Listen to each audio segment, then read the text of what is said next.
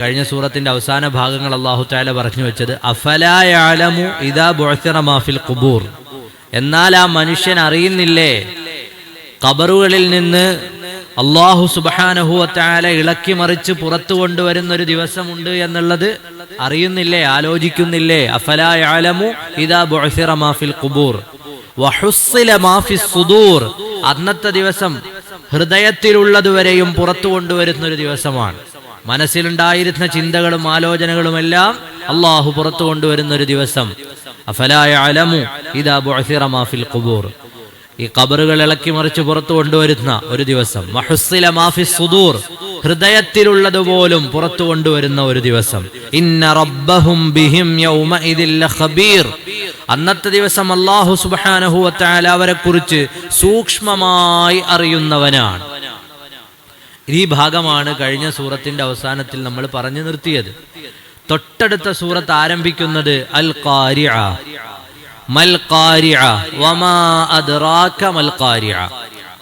അൽ ഖാരിഅ എന്ന് പറഞ്ഞാൽ, ഖാരിഅ എന്ന് പറഞ്ഞാൽ സംഭവം എന്നാണ് അർത്ഥം. അല്ലെങ്കിൽ വലിയ ഭാരമുള്ള രണ്ട് വസ്തുക്കൾ തമ്മിൽ കൂട്ടിമുട്ടുമ്പോൾ ഉണ്ടാകുന്ന ഒരു വലിയ ശബ്ദത്തോടുകൂടി ഉണ്ടാകുന്ന വലിയ ഒരു സംഭവം. രണ്ട് വലിയ ഭാരമേറിയ വസ്തുക്കൾ തമ്മിൽ കൂട്ടിമുട്ടുമ്പോൾ ഉണ്ടാകുന്ന ഭയങ്കരമായ സംഭവം. ഇവിടെ അത് പ്രത്യേകമായി എടുത്തു പറഞ്ഞത് അൽ ഖാരിഅ എന്ന് പറഞ്ഞത് ഖിയാമത്ത് നാളിനെ കുറിച്ചാണ്.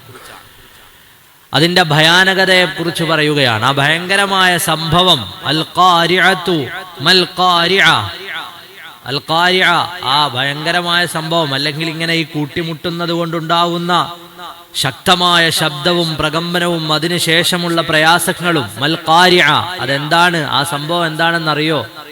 വമാ അദ്റാക മൽ ഖാരിഅ, സയ്യിദുനാ റസൂലുള്ളാഹി സ്വല്ലല്ലാഹു അലൈഹി വസല്ലമ തങ്ങളോട് ചോദിക്കാണ്, നബിയെ ആ ഭയങ്കരമായ സംഭവം എന്താണ് എന്നറിയുമോ? അത് ഖുർആനിന്റെ ഒരു ശൈലിയാണ്.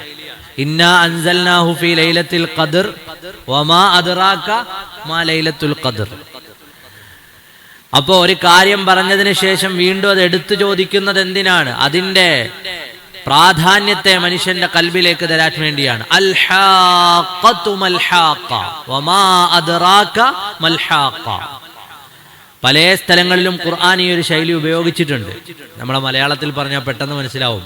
പ്രസംഗിച്ചുകൊണ്ടിരിക്കുന്നതിന്റെ ഇടയിൽ നമ്മൾ ചോദിക്കും, അന്ന് പെരുമ്പാവൂരിൽ എന്ത് സംഭവിച്ചു? എന്തിനാ അങ്ങനെ ചോദിക്കുന്നത്? ഈ കേട്ടുകൊണ്ടിരിക്കുന്ന ആളുകൾക്ക് അല്ലേ, കേട്ടുകൊണ്ടിരിക്കുന്ന ആളാ എന്തോ സംഭവിച്ചിട്ടുണ്ടല്ലോ, ഞാനുണ്ടല്ലോ പ്രസംഗിക്കുന്ന ആള് ചോദിക്കൂലേ, അന്ന് അമേരിക്കയിൽ എന്ത് സംഭവിച്ചു, 1947 ഇന്ത്യയിൽ എന്ത് സംഭവിച്ചു? ഓരോന്നും ഇങ്ങനെ നമ്മൾ ചോദിക്കും. ഇനിയിപ്പോ പ്രകടനം പോയാൽ അതിനകത്ത് ചോദിക്കും, നിങ്ങൾ അറിഞ്ഞോ നാട്ടുകാരെ ചോദിക്കും, അല്ലേ? ചോദിക്കൂലേ ഈ നമ്മുടെ നാട്ടിലൊക്കെ, നിങ്ങൾ അറിഞ്ഞോ നാട്ടുകാരെ? എന്തിനാ ചോദിക്കുന്നത്? ഇത് വീക്ഷിക്കുന്ന ആളിന്റെ ശ്രദ്ധ മുഴുവനും, അറ്റൻഷൻ മുഴുവനും അതിൽ കിട്ടാൻ വേണ്ടിയിട്ടാണ്. അത് വീക്ഷിക്കുന്ന ആളിന്റെ ശ്രദ്ധ മുഴുവനും അതിലങ്ങോട്ട് വരാൻ വേണ്ടിയിട്ടാണ്. ഈ കേൾക്കുന്ന ഓഡിയൻസിന്റെ ശ്രദ്ധയിൽ എന്തോ ഒരു വലിയ സംഭവം വരാൻ പോകുന്നുണ്ട്. അതാണ് ഖുർആൻ പല സ്ഥലത്തും ഒരു കാര്യം പറഞ്ഞിട്ട് അത് വീണ്ടും എടുത്തു വെക്കിയത്. എന്താണെന്നറിയോ? അതെന്താണെന്ന് മനസ്സിലായിട്ടുണ്ടോ? അത് വെറുതെ അങ്ങനെ പറഞ്ഞാൽ പോരല്ലോ. അൽ ഖാരിഅതു മൽ ഖാരിഅ, ആ ഭയങ്കരമായ സംഭവം ഇല്ലേ, അതെന്താണെന്നറിയോ? വമാ അദ്റാക മൽ ഖാരിഅ, ഓ പ്രവാചക പ്രഭോ അതെന്താണ് എന്ന് അങ്ങേക്ക് അറിയുമോ നബിയേ? ഈ ശൈലി ഖുർആൻ പല സ്ഥലങ്ങളിലും പ്രയോഗിച്ചിട്ടുള്ളതാണ്. പലയിടങ്ങളിലും ചോദ്യം ചോദിക്കുകയും അതിന്റെ ഉത്തരം അല്ലാഹു തആല തന്നെ പറയുകയും ചെയ്യുന്ന ഒരു ശൈലി. ഈ ശൈലി സാഹിത്യത്തിലുള്ളതാണെന്നാണ് ഞാൻ പറഞ്ഞത്. അത് അറബിയിലും ഉണ്ട്. അതിന്റെ ഒരു ശൈലിയാണ് ഖുർആൻ ഇവിടെ പ്രയോഗിച്ചിരിക്കുന്നത്. അപ്പൊ ആ ഭയങ്കരമായ സംഭവം, ഭാരമുള്ള വസ്തുക്കൾ തമ്മിൽ കൂട്ടിമുട്ടുന്നതിലൂടെ ഉണ്ടാകുന്ന വലിയ പ്രകമ്പനം, വലിയ പ്രശ്നങ്ങൾ, പ്രയാസങ്ങൾ, അതിന്റെ ശബ്ദകോലാഹലങ്ങൾ, ഇതെല്ലാം സൂചിപ്പിക്കുന്നത്, ഈ അൽ ഖാരിഅ എന്നത് സൂചിപ്പിക്കുന്നത് ഖിയാമത്ത് നാളിലേക്കാണ്. ഖിയാമത്ത് നാളിനെ കുറിച്ച് പറയാനാണ് ആ പ്രയോഗം അവിടെ കൊണ്ടുവന്നത്. അൽ ഹാഖ എന്ന് പറഞ്ഞതും ഖിയാമത്ത് നാളിനെ സംബന്ധിച്ചാണ്. അപ്പൊ ഖുർആൻ ഖിയാമത്ത് നാളിനെ കുറിച്ച് വിവിധ സ്ഥലങ്ങളിൽ വിവിധങ്ങളായ രൂപങ്ങളിൽ അവതരിപ്പിച്ചിട്ടുണ്ട്. അതിലെ ഒരു രൂപമാണ് ആ ഭയങ്കരമായ സംഭവം എന്ന് പ്രത്യേകം എടുത്തു പറഞ്ഞത്. ഖിയാമത്ത് നാളിൽ ഭൂമിയിൽ നടക്കുന്ന പ്രത്യേകമായ അല്ലാഹു സുബ്ഹാനഹു വ തആല വളരെ ഭയപ്പെടുത്തിക്കൊണ്ട് ഭൂമിയുടെ അന്ത്യം നിർവഹിക്കുന്ന ദിവസത്തെ കുറിച്ചാണ് ആ പറഞ്ഞത് എന്ന് മഹാന്മാരായ മുഫസ്സിറുകൾ പറഞ്ഞു തരുന്നു. അപ്പൊ അൽ ഖാരിഅതു മൽ ഖാരിഅ, ഒരു വലിയ സംഭവം. അതെന്താണെന്നറിയോ? വമാ അദ്റാക മൽ ഖാരിഅ, ആ ഭയങ്കരമായ സംഭവം എന്താണെന്നറിയുമോ നബിയേ? ചോദിച്ചതിന് ശേഷം ഖുർആൻ പറയുകയാണ്, യൗമ യകൂനുൻ നാസു കൽ ഫറാശിൽ മബ്തൂത്ത്. ആ ദിവസം അഥവാ ഖിയാമത്ത് നാളിന്റെ ദിവസം മനുഷ്യന്മാർ ചിന്നിച്ചിതറി പാറ്റകളെപ്പോലെ ആയിത്തീരും. കൽ ഫറാശിൽ മബ്സൂസ്, മനുഷ്യന്മാർ ചിന്നിച്ചിതറി പാറ്റകളെപ്പോലെ ആയിത്തീരും.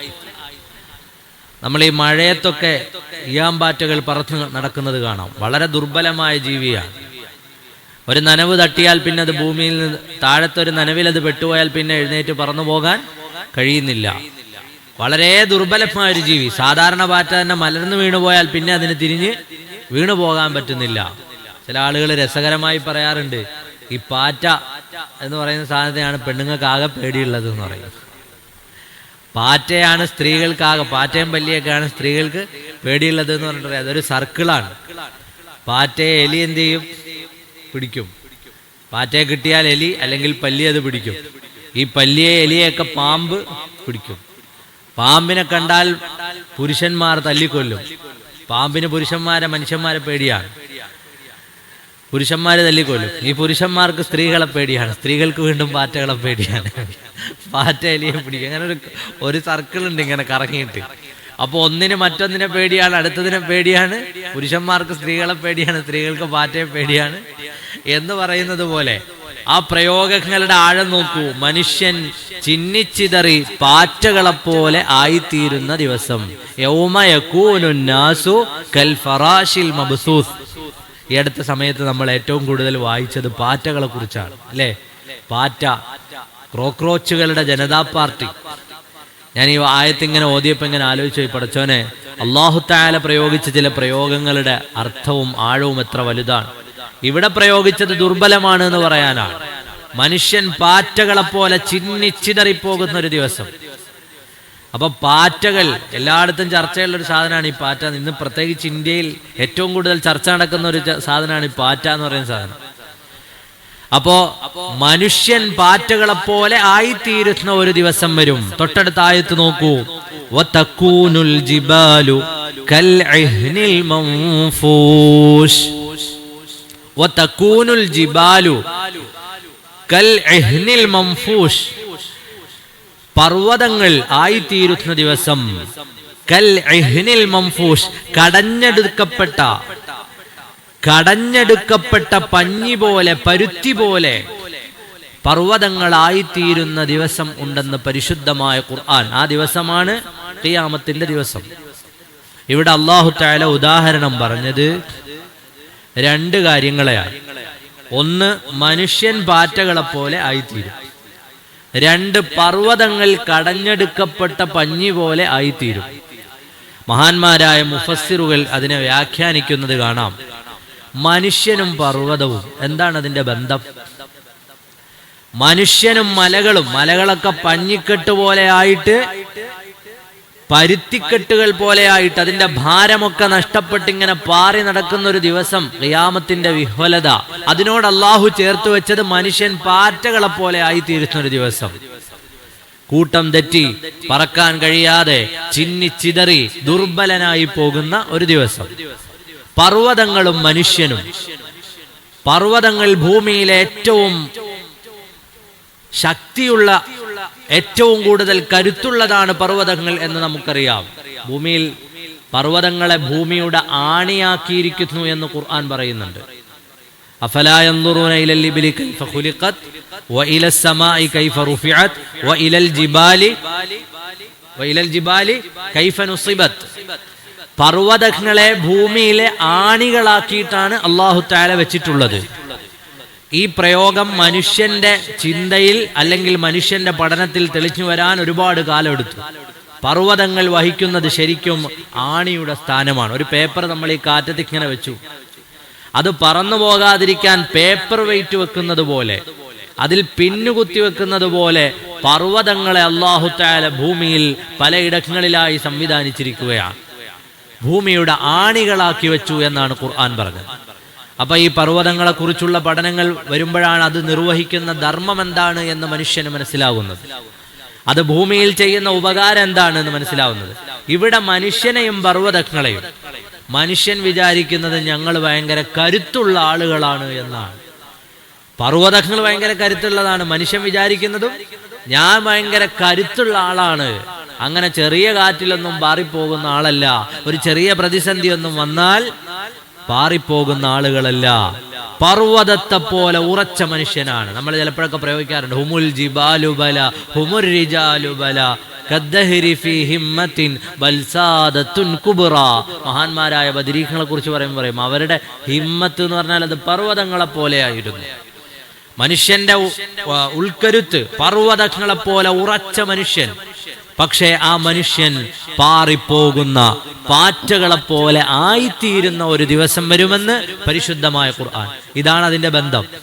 അപ്പൊ പർവ്വതം ഭയങ്കര ഉറച്ചതാണ് നിങ്ങൾ വിചാരിക്കുന്നുണ്ടല്ലോ. എത്ര കട്ടിയുള്ള പാറകൾ അടങ്ങിയ ശക്തമായി നിൽക്കുന്ന, തുരക്കാൻ നിങ്ങൾക്ക് പ്രയാസമുള്ള ആ പർവ്വതങ്ങൾ പോലും പഞ്ഞിക്കെട്ടുകൾ പോലെ അല്ലാഹു തആല അതിനെ കടഞ്ഞെടുത്ത പഞ്ഞിക്കെട്ടുകൾ പോലെ വലിച്ചു പറിച്ചു കളഞ്ഞ അപ്പുപ്പൻ താടി പോലെ ഒരു പഞ്ഞിയുടെ കഷ്ണത്തെ വലിച്ചു പറിച്ചു കളഞ്ഞതുപോലെ ആ പർവ്വതങ്ങളൊക്കെ ആയിത്തീരുന്ന ഒരു ദിവസം വരുമെന്ന് പരിശുദ്ധമായ ഖുർആൻ നമ്മെ പഠിപ്പിക്കുന്നു. അതുപോലെയാകും മനുഷ്യനും. എത്ര വലിയ കരുത്തുള്ള മനുഷ്യനാണ് എന്ന് പറഞ്ഞാലും, ഏത് പ്രതിസന്ധി വന്നാലും ഞാൻ പിടിച്ചു നിൽക്കും എന്ന് പറയുന്ന മനുഷ്യൻ പോലും അല്ലാഹു തആല ഖിയാമത്ത് നാളാകുമ്പോൾ വെറും പാറ്റകളെ പോലെ നിസ്സാരമായി അല്ലാഹു തആല ദുർബലപ്പെടുത്തി കളയുന്ന ഒരു ദിവസം, പേടിച്ചു വിറയ്ക്കുന്ന ഒരു ദിവസം. നമ്മൾ ഈ പാറ്റകളെ കണ്ടിട്ടുണ്ട്. ഒരു സ്ഥലത്തുകൂടി ഇങ്ങനെ അത് നടക്കുകയാണെങ്കിൽ നമ്മൾ ഏതെങ്കിലും തരത്തിൽ അതിനെ ശല്യപ്പെടുത്തിയാൽ അത് പരക്കം പാഞ്ഞിട്ടാണ് ഓടിക്കളയുക. എങ്ങോട്ടെന്നില്ലാതെയാണ് ഓടിക്കളയുക. അതിന് കൃത്യമായ ലക്ഷ്യമൊന്നും ഉണ്ടാവില്ല. പാറ്റകൾ ഇങ്ങനെ ഓടി ഓടി ഓടി ഓടി നടക്കും. അതുപോലെ മനുഷ്യൻ ഖിയാമത്തിന്റെ ദിവസം ഓടി ഓടി നടക്കും എന്ന് ഈ ആയത്തുകൾ നമ്മെ സൂചിപ്പിക്കുകയാണ്. അപ്പൊ മനുഷ്യനും പർവ്വതവും ഇത് രണ്ടും കടയപ്പെട്ട പഞ്ഞി പോലെയായി പർവ്വതങ്ങൾ തീരുന്ന ദിവസം, മനുഷ്യൻ പാറ്റകളെ പോലെ ആയിത്തീരുന്ന ദിവസം. ഫഅമ്മാമൻ, അവിടുന്ന് അങ്ങോട്ട് അല്ലാഹു തആല വിചാരണയുടെ ചില രംഗങ്ങളിലേക്ക് കടക്കുകയാണ്. ഫഅമ്മാമൻ ثقلت موازينه فهو في عيشة راضية. فأمامن ثقلت موازينه, അന്നത്തെ ദിവസം ആരുടെ തുലാസിനാണോ ഭാരം കൂടുന്നത്, അന്നത്തെ ദിവസം ആരുടെ ത്രാസിനാണോ ഭാരം കൂടുന്നത്, ആരുടെ തുലാസിലാണോ കനം തൂങ്ങുന്നത്, ഫഹുവ ഫീ ഈശത്തിർ റാദിയ, അവൻ സംതൃപ്തമായ സുഖകരമായ ജീവിതത്തിലായിരിക്കും. ആരുടെ തുലാസിനാണോ അന്നത്തെ ദിവസം ഭാരമുള്ളത്, ഹസനാത്തുകൾ കൊണ്ട് ആരുടെ തുലാസാണോ നിറഞ്ഞത്, അവൻ അല്ലാഹു തആലയുടെ മുന്നിൽ അന്ന് വിജയിക്കുകയും സംതൃപ്തമായ ജീവിതത്തിന്റെ ഭാഗമായി തീരുകയും ചെയ്യും. അല്ലാഹു തആല അമലുകളെ വിചാരണക്കെടുക്കുന്ന ദിവസം. ഈ അമലുകൾ വിചാരണക്കെടുക്കുന്ന ദിവസം എന്ന് പറയുമ്പോൾ അല്ലാഹു അന്ന് സംതൃപ്തമായ ജീവിതം കിട്ടുന്നവരിൽ ഈ ആയത്തിന്റെ ഒക്കെ ബറക്കത്തുകൊണ്ട് നമ്മെ എല്ലാവരെയും അല്ലാഹു ഉൾപ്പെടുത്തി തരുമാറാകട്ടെ.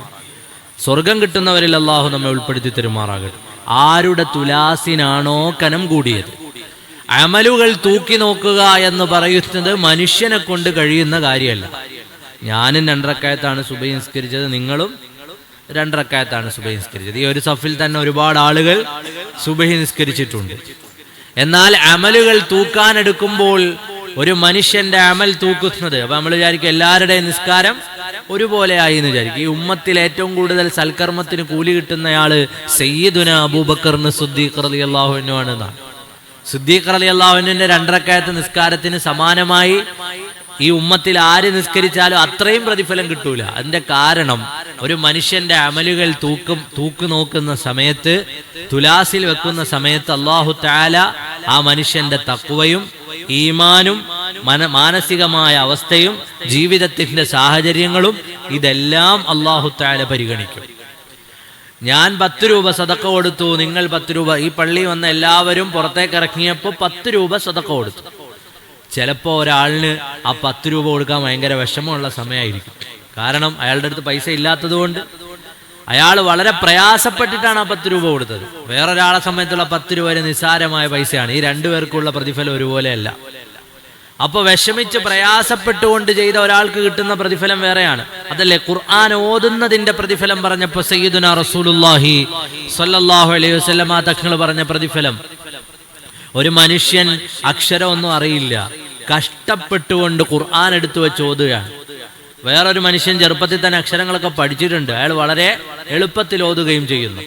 ഈ കഷ്ടപ്പെട്ട് ഓതുന്നവന് 2 കൂലി ഉണ്ട് എന്നാ പറഞ്ഞത്. ഖുർആനിലേക്ക് നോക്കി കഷ്ടപ്പെട്ട് സമയം കണ്ടെത്തി ഓതുന്ന ആളിന് കൂലി കൂടുതൽ കിട്ടുകയാണ്. കാരണം എന്താണ്? അവനിത് ഓതാൻ അറിയില്ലെങ്കിലും അത് എടുത്തു വെക്കാനുള്ള മനസ്സ്. ഇതെല്ലാം കൂടി പരിഗണിച്ചിട്ടാണ് ഒരു അമലിന് അല്ലാഹു തആല പ്രതിഫലം നൽകുക. അപ്പൊ സുബൈക്ക് വന്നപ്പോൾ ചില ആളിനെ സുബൈക്ക് എഴുന്നേറ്റ് വരാൻ പറ്റില്ല, രാത്രി ഷുഗറിന്റെ ഗുളിക കഴിച്ചിട്ട് അല്ലെങ്കിൽ പ്രഷറിന്റെ ഗുളിക കഴിച്ചിട്ട് കിടന്നതാണ്. എങ്ങനെയൊക്കെയോ ഒരു മനസ്സുകൊണ്ട് ഇങ്ങ് പള്ളിയിലേക്ക് വന്നതാണ്. കൂലി കൂടുതൽ കിട്ടും, പ്രയാസം വേണ്ട. പ്രയാസം കൊണ്ട് എങ്ങനെങ്കിലുമൊക്കെ പള്ളി ജമാഅത്തിടക്കുമ്പോൾ എങ്ങനെയാണ് ഇപ്പൊ വീട്ടിലിരിക്കാന്ന് വിചാരിച്ചിട്ട് അങ്ങ് വന്നു പോയതാണ്. വേറെ ആളിന് ആരോഗ്യപരമായ പ്രശ്നമൊന്നുമില്ല, വരാൻ വണ്ടിയുണ്ട്, സൗകര്യമുണ്ട്, അങ്ങനെ വന്നു.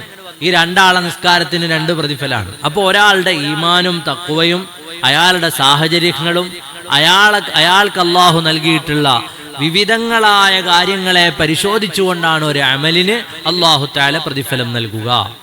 ചെറിയ അമലുകൾ നാളെ മീസാനിൽ വലിയ തൂക്കം എത്തിക്കുമെന്ന് സയ്യിദുനാ റസൂലുള്ളാഹി സ്വല്ലല്ലാഹു അലൈഹി വസല്ലം. വളരെ നിസ്സാരമായ ചില അമലുകൾ കൊണ്ട് മീസാൻ തൂങ്ങും. നമ്മുടെ വർത്തമാനം അവസാനിപ്പിക്കുകയാണ്. മീസാനിൽ വലിയ തൂക്കം വരും. അമ്മാമൻ സഖുലത് മവാസീനുഹു ഫഹുവ ഫീ ഈശത്തിർ റാദിയ. ആ മീസാനിൽ തൂക്കം കിട്ടിയ ആളുകളാണ് സംതൃപ്തമായ സ്വർഗജീവിതം നയിക്കുന്ന ആളുകൾ. മീസാനിൽ തൂക്കം വരുന്ന ഒരു അമല് ഹബീബായ നബി സല്ലല്ലാഹു അലൈഹി വസല്ലം തങ്ങൾ പറഞ്ഞു, ഖഫീഫത്താനി അലൽ ലിസാനി സഖീലത്താനി അലൽ മീസാൻ. ഒരു മനുഷ്യന്റെ നാവിന് വളരെ ലഘുവായതും എന്നാൽ നാളെ മീസാനിൽ അത് കൊണ്ടുവച്ചാൽ വലിയ തൂക്കം കിട്ടുന്നതുമായ ഒരു അമൽ ഹബീബായ നബി തങ്ങൾ പറഞ്ഞു, സുബ്ഹാനല്ലാഹി വബിഹംദിഹി സുബ്ഹാനല്ലാഹിൽ അദീം വബിഹംദിഹി.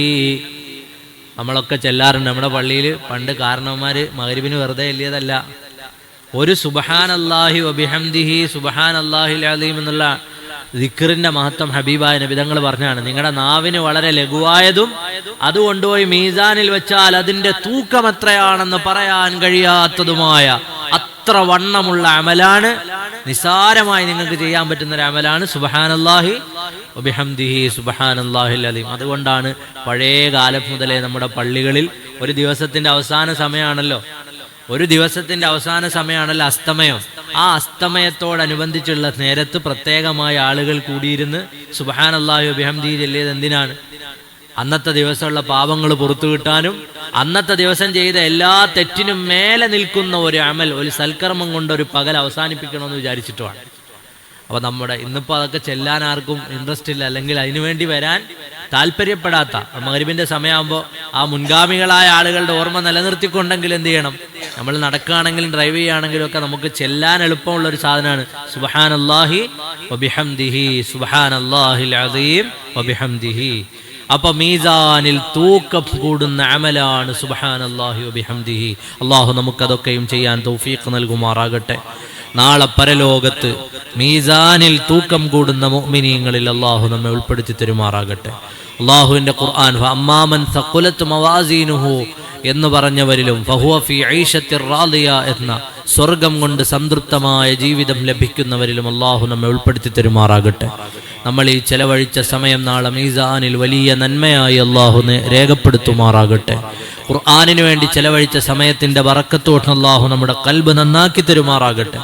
രോഗങ്ങൾ, പ്രത്യേകിച്ച് നമ്മുടെ മാതാപിതാക്കൾ, സഹോദരങ്ങൾ, ബന്ധുമിത്രാദികളുടെ ഒക്കെ രോഗങ്ങൾ അല്ലാഹു ശിഫയാക്കി നൽകുമാറാകട്ടെ. നമ്മിൽ നിന്ന് മരണപ്പെട്ടവർക്ക് അല്ലാഹു മഗ്ഫിറത്ത് ചെയ്യുമാറാകട്ടെ. വസല്ലല്ലാഹു വസല്ലമ അലാ സയ്യിദിനാ മുഹമ്മദ് വആലിഹി വസഹ്ബിഹി അജ്മഈന വൽഹംദുലില്ലാഹി റബ്ബിൽ ആലമീൻ.